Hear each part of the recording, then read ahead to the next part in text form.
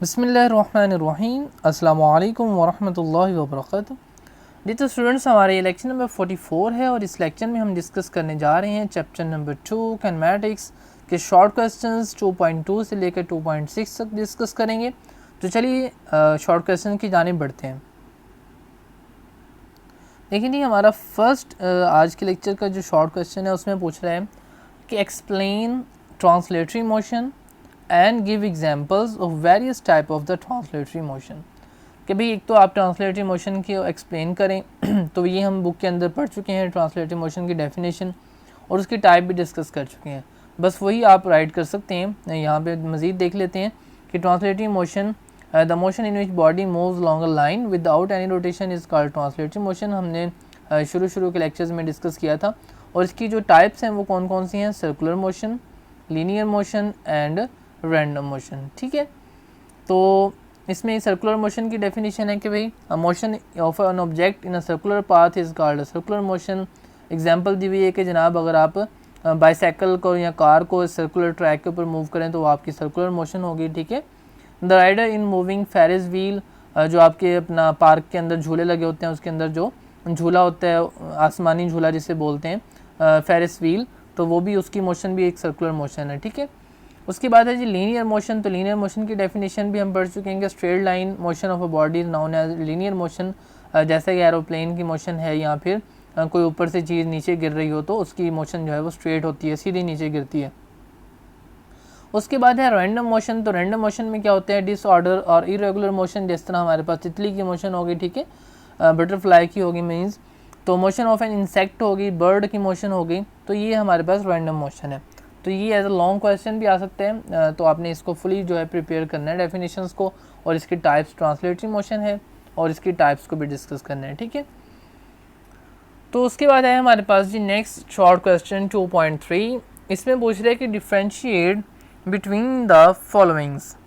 तो आपने क्या करना है, जो अभी इन्होंने डेफिनेशन पूछी है उनके दरमियान फ़र्क बताना है। तो भाई हम फ़र्क कैसे बताते हैं?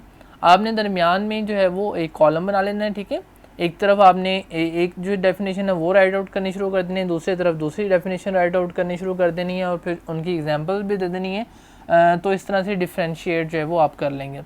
तो सबसे फर्स्ट डिफ्रेंशिएट है वो है रेस्ट और मोशन में। तो भाई आपने दो कॉलम बनाए, एक में रेस्ट लिखा, एक में मोशन लिखा। रेस्ट की डेफिनेशन लिखी एक में जिसमें रेस्ट लिखा हुआ था, दूसरे में मोशन की डेफिनेशन लिखी। अब भाई रेस्ट क्या है? A body is said to be at rest if it does not change its position with respect to surrounding. इनकी डेफिनेशन हम ऑलरेडी चैप्टर के अंदर पढ़ चुके हैं। इस तरह आपने मोशन की डेफिनेशन भी राइट आउट कर दी। उसके बाद आपने क्या किया, इनकी एग्जांपल्स दे दी।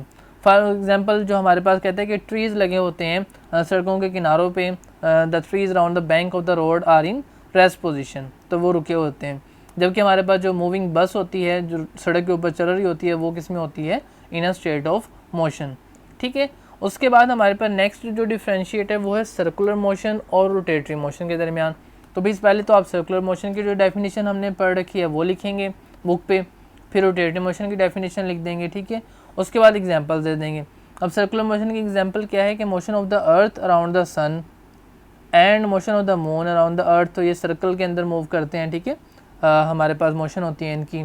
ठीक है, उसके बाद रोटेटरी मोशन में क्या है कि the motion of the earth about its own axis. तो ये हम सारी जो डेफिनेशंस हैं और एग्जांपल्स हैं ऑलरेडी डिस्कस कर चुके हैं। यहाँ पे आपको बस बताने का मकसद है कि आपने किस तरह से क्वेश्चन को टैकल करना है और किस तरह से इसको आपने आंसर करना है, कैसे डिफ्रेंशिएट करना है। ठीक है, इसी तरह डिस्टेंस और डिस्प्लेसमेंट को आप कॉलम वाइज लिखेंगे। डिस्टेंस की डेफिनेशन के the length of the path between two points के, दो पॉइंट्स के दरमियान जो है वो फासला। ठीक है, जो आपका पाथ है रास्ते का फासला मालूम करना डिस्टेंस कहलाता है। ठीक है, और डिस्प्लेसमेंट में क्या है? शॉर्टेस्ट डिस्टेंस, कम से कम फासला।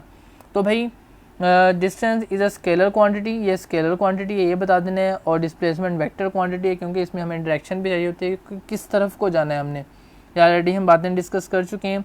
उसके बाद है भाई the value of the distance can be find out by the given formula. इसमें is equal to s is equal to v t. ठीक है, कि हमारे पास जो फासला मालूम करना हो तो वो स्पीड और टाइम को मल्टीप्लाई करें तो एस मिलता है, और अगर हमने डिस्प्लेसमेंट फाइंड आउट करना हो तो वो वेलोसिटी और टाइम को मल्टीप्लाई करें तो डिस्प्लेसमेंट मिलता है और उसे डी से शो करते हैं और फासले को डिस्टेंस को एस से शो करते हैं। ठीक है, और उसके बाद ये पिक्चर बना के भी दिखा रहा है कि in a given figure the distance is represented by y. तो ए से बी पे जा रहा है, सीधा सीधा नहीं जा रहा बल्कि टेढ़ा रास्ता उसने लिया और बी पे पहुंच गया, तो ये वाई जो है आपका ये डिस्टेंस है। जब अगर हम सीधे सीधा जाएंगे तो ये जो आपका एक्स है ये फासला बता रहा है कि ए से बी तक सीधा सीधा फासला, ठीक है, तो वो आपका क्या होगा, डिस्प्लेसमेंट होगा। ठीक है जी, अब हम बढ़ते हैं, नेक्स्ट है स्पीड एंड वेलोसिटी। तो भाई स्पीड, हमारे पास स्पीड की डेफिनेशन लिखेंगे क्या है, the distance cover by N object in a unit time. Velocity की डेफिनेशन लिखेंगे, स्पीड का फार्मूला लिखेंगे, वेलोसिटी का फार्मूला लिखेंगे, फिर बताएंगे कि भाई हमारे पास स्पीड जो है वो स्केलर है जबकि वेलोसिटी हमारे पास वेक्टर क्वांटिटी है। ठीक है, उसके बाद एग्जांपल दे देंगे, a man covers 20 meter distance in 5 second, its speed is 4 meter per second. ठीक है, तो भाई a man covers 20 meter distance in 5 second towards north, तो वेलोसिटी 4 सेंटीमीटर टूवर्ड्स नॉर्थ। तो जो अगर हमने उसमें बताया कि भी इतनी उसकी डिस्टेंस इस तरफ को तय किया तो वेलोसिटी भी उस तरफ को ही होगी हमारी। ठीक है, तो वेलोसिटी में भी बताते वक्त तो उसने लाजमी तौर पे देखें डायरेक्शन का जिक्र जो लाजमी करना है। ठीक है, उसके बाद है हमारे पास भाई नेक्स्ट लीनियर मोशन और रैंडम मोशन के दरमियान फ़र्क है। ठीक है, तो लीनियर मोशन की डेफिनेशन पहले लिखी, फिर रैंडम मोशन की डेफिनेशन लिखी जो ऑलरेडी बुक के अंदर हम याद कर चुके हैं। उसके बाद बताया भी लीनियर मोशन की एग्जांपल एरोप्लेन की एग्जांपल है। ठीक है, और यहाँ फिर हमारे पास वर्टिकली डाउनवर्ड कोई चीज़ गिर रही है जिसके हम पहले भी डिस्कस कर चुके हैं एक्सप्लेन द उसमें ट्रांसलेटरी मोशन 2.2 में। उसके बाद रैंडम मोशन में क्या है, हमारे पास डस्ट और स्मोक के पार्टिकल्स हैं। ठीक है, यहाँ फिर हमारे पास जो बर्ड हो गया, इंसेक्ट हो गया, इनकी जो मोशन है वो रैंडम मोशन है, इरेगुलर और डिसऑर्डर मोशन। ठीक है, उसके बाद है भी स्केलर और वेक्टर के दरमियान फ़र्क। तो भाई स्केलर की डेफिनेशन पहले लिखेंगे कि it is completely described by the magnitude only. Vector की डेफिनेशन लिखेंगे कि भी इससे जो है वो मैग्नीट्यूड और डायरेक्शन चाहिए होती है एक्सप्लेन करने के लिए। उसके बाद है भाई हमारे पास इनकी एग्जांपल्स। तो हमारे पास एग्जांपल्स के अंदर भाई मैस हो गया, लेंथ हो गया, टाइम हो गया, speed, volume, work and energy are some example of scalar. इनके लिए सिर्फ हमें मैग्नीट्यूड पता होने चाहिए। ठीक है, और जबकि वेक्टर्स में हमारे पास क्या है, वेलोसिटी हो गई, वेक्टर क्वांटिटी पता चले भी किस डायरेक्शन में है। ठीक है, इस तरह डिस्प्लेसमेंट कि किस डायरेक्शन में हमारा शॉर्टेस्ट डिस्टेंस है, किस तरफ को जाने से होता है। ठीक है, तो डायरेक्शन लाजमी इसमें चाहिए। फोर्स में डायरेक्शन चाहिए होती है, वेक्टर क्वांटिटी है कि किस तरफ को फोर्स लग रही है। जब तक हमें पता नहीं चलेगा कि फोर्स किस तरफ को लग रही है तो हम आगे जो है वो मज़ीद चीज़ों को डिस्क्राइब नहीं कर सकते। ठीक है, अब देखिए ना, फुटबॉल है या आपके पास कोई बॉल है, अगर आप उससे फोर्स बताएंगे कि ऊपर को लगा रहे हैं तो भाई वो हवा में चली जाएगी, और अगर आप नीचे को फोर्स लगाएंगे तो वो फिर ज़मीन के ऊपर आ जाएगी। ठीक है, तो आपके ऊपर डिपेंड करता है ना कि अगर आप छत पे खड़े हैं तो ऊपर को फोर्स लगाएंगे तो वो और ऊपर चली जाएगी, नीचे को फोर्स लगाएंगे तो वो ज़मीन की जानिब चली जाएगी। तो इट मीन्स के डायरेक्शन से बड़ा फ़र्क पड़ता है। उसके बाद मोमेंटम हो गया, टॉर्क हो गया, are some examples of vectors. तो ये वेक्टर्स की जो है वो एग्जांपल्स हैं। तो ये थी जी काफ़ी सारी हमारे पास डेफिनेशन जिसमें हमने डिफ्रेंशिएट करना सीखा कि कैसे बताना है, उनकी डेफिनेशन लिखनी है। तो इनमें से कोई भी जो है वो एज ए शॉर्ट क्वेश्चन आपके जो पेपर में आ सकता है। ठीक है, 2 नंबर का किसी भी एक चीज़ का डिफरेंशिएट, स्केलर और वेक्टर का पूछ सकता है, लीनियर मोशन और रैंडम मोशन का पूछ सकता है। ठीक है, तो आपने इस तरह से डेफिनेशन और साथ में एग्जांपल देंगे तभी आपके 2 मार्क्स जो हैं वो पूरे होंगे। ठीक है, उसके बाद है भाई हमारा 2.4 शॉर्ट क्वेश्चन। ठीक है, इसमें कह रहा है जी define the term speed, velocity and acceleration. तो आपने स्पीड, वेलोसिटी और एक्सेलरेशन की डेफिनेशंस बतानी है। ठीक है, और साथ साथ एग्जांपल तो मस्ट हैं। तो भाई स्पीड हमारे पास पहले भी अभी हम कर चुके हैं कि it is the distance cover in unit time, S is equal V is equal to S by T होता है, और यूनिट इसका बताना है लाजमी मीटर पर सेकेंड है। ठीक है, और ये भी बताना है it is a scalar quantity. तो बेसिकली 2.4 क्वेश्चन एक नया नहीं है बल्कि इसका आधा हिस्सा जो है वो यही है जो आप ये वाला कर चुके हैं। ठीक है, तो भाई उसके बाद है एक्सेलरेशन।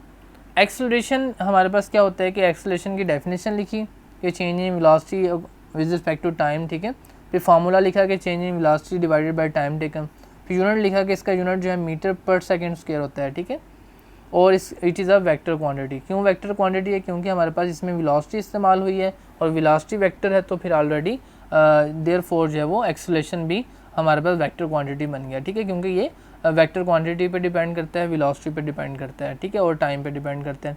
तो इनमें से वेलोसिटी वेक्टर है तो इसलिए एक्सेलरेशन भी वेक्टर क्वांटिटी है। उसके बाद है भाई वेलोसिटी कि वेलोसिटी क्या है। तो बेसिकली हमें वेलोसिटी पहले करनी चाहिए थी, एक्सेलरेशन बाद में, लेकिन यहाँ पे ऑर्डर ज़रा इस तरह हो गया। खैर वेलोसिटी, हमने वेलोसिटी की डेफिनेशन लिखी थी कि velocity rate of change of displacement है, ठीक है। उसके बाद इसका फार्मूला लिखा v=d/t, इसका यूनिट मीटर पर सेकेंड, और ये भी क्या है, वेक्टर क्वांटिटी है। उसके बाद है can a body moving at a constant speed have acceleration. तो कहते हैं कि अगर एक बॉडी की स्पीड कांस्टेंट है तो क्या उसका एक्सेलरेशन होगा।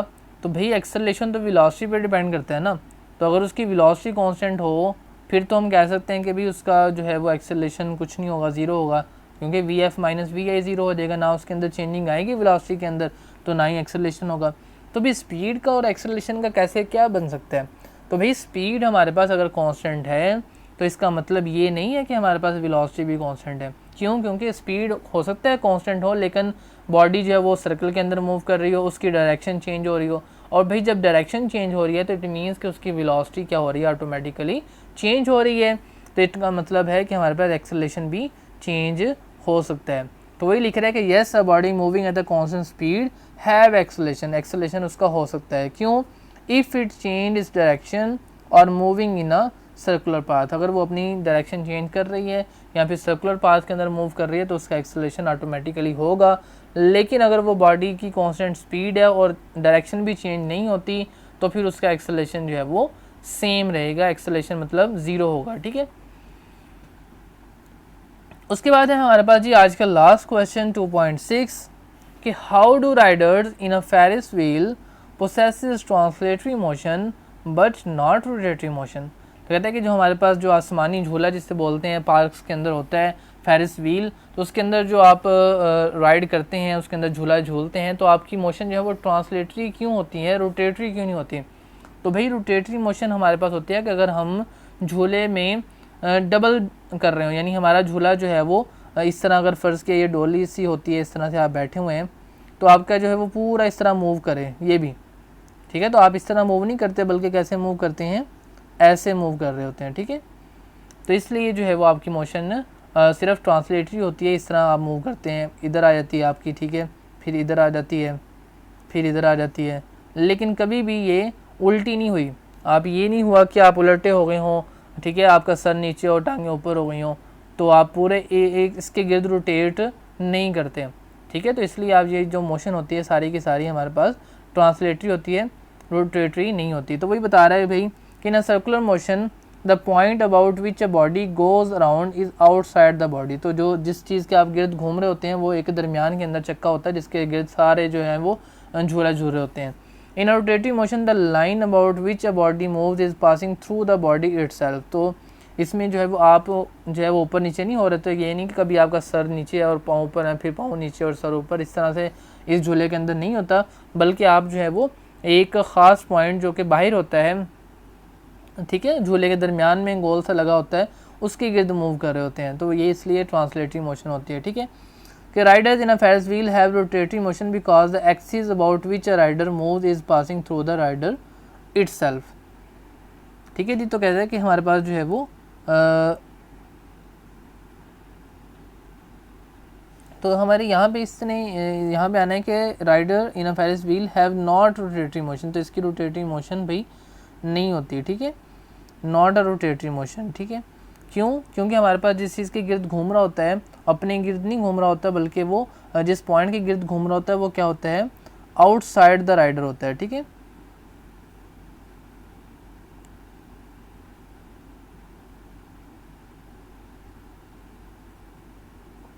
आउटसाइड द राइडर, ठीक हो गया।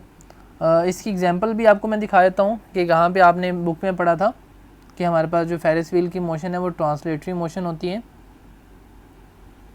तो देखिए नहीं, हम यहाँ पे आ चुके हैं झूले पे, तो ये लिखा भी हो उसने कि भाई ट्रांसलेटरी मोशन ऑफ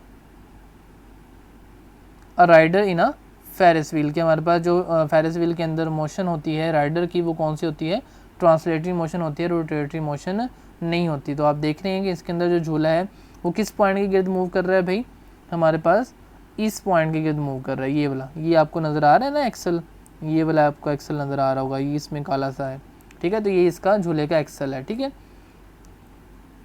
यहाँ पे मज़ीद आपको दिखा देते हैं कहाँ पे है, ये देखें ये है इसका एक्सल, ये ठीक है, ये वाला ठीक है, और यहाँ से इधर और यहाँ से यहाँ पे बंधा हुआ है ठीक है। तो इसलिए हमारे पास जिस चीज़ के गुर्द घूम रहा है, चूँकि ये एक्सिस इसके राइडर से बाहर है, आउटसाइड द राइडर है, तो लिहाजा हमारे पास ये ट्रांसलेटरी मोशन है, रोटेटरी मोशन नहीं है। लेकिन अगर ये वाला झूला, ये वाला जो झूला है अब आपस में इसके गिर्द घूम रहा होता, यानी कभी ये ऊपर हो जाता, इस तरह भी घूम रहा होता, तो फिर इसे बोलना था रोटेटरी मोशन ठीक है। तो अब दोबारा से चलते हैं जी शॉर्ट क्वेश्चंस की जानिब।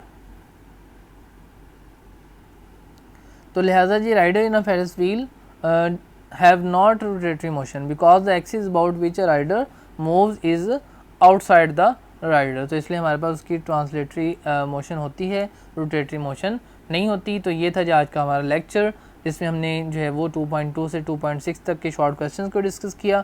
बाकी इंशाल्लाह नेक्स्ट लेक्चर में, अब तक के लिए इतना ही। आपने ये जो है अच्छे से याद भी करना है, इन्हें राइट आउट भी कीजिएगा। तो मिलते हैं नेक्स्ट लेक्चर में। अल्लाह हाफिज़, अस्सलाम वालेकुम व रहमतुल्लाहि व बरकातहू।